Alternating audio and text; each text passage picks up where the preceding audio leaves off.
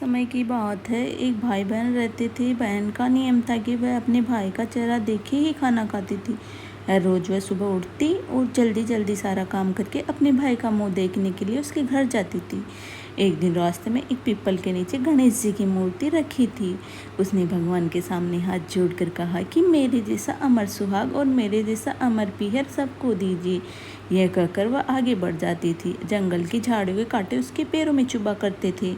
एक दिन भाई के घर पहुंची और भाई का मुंह देखकर बैठ गई तो भाभी ने पूछा, पैरों में क्या हो गया?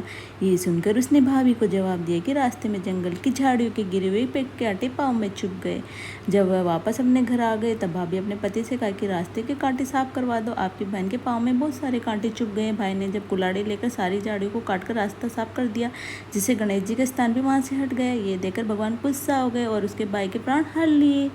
लोग अंतिम संस्कार के लिए जब भाई को ले जा रहे थे तब उसकी भाभी रोती हुई लोगों से कही, थोड़ी देर रुक जाओ, उसकी बहन आने वाली है, वह अपने भाई का मुंह देखे बिना नहीं रह सकती, उसका ये नियम है। तब लोगों ने कहा कि आज तो देख लेगी पर कल कैसे देखेगी। रोज दिन की तरह बहन अपने भाई का मुंह देखने के लिए जंगल से निकली। तब जंगल में उसने देखा कि सारा रास्ता साफ किया और जब वह आगे बढ़ी तो उसने सिद्धिविनायक को भी वहां से हटा दिया गया। तब उसने जाने से पहले गणेश जी को एक अच्छे स्थान पर रखकर उन्हें स्थान दिया, हाथ जोड़कर बोले, मेरा जैसा अमर सुहाग, मेरे जैसा अमर पीर सबको देना।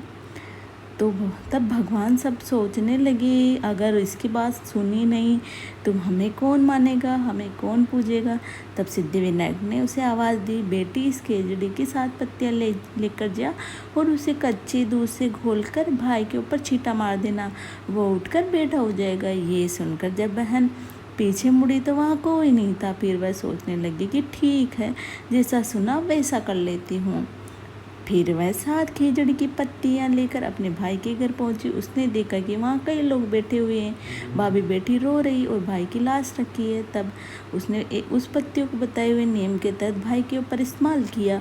तब भाई उठकर बैठ गया। भाई बोला बहन से, बोला मुझे बहुत ही गहरी नींद आ गई थी। तब बहन बोली, ये नींद किसी दुश्मन को भी नहीं आए, और उसने सारी बात अपने भाई को बता दी। गणेश जी महाराज जैसी कृपा भाई पर की वैसी सब पर अपनी कृपा बनाए रखना। बोले गजानन जी महाराज की।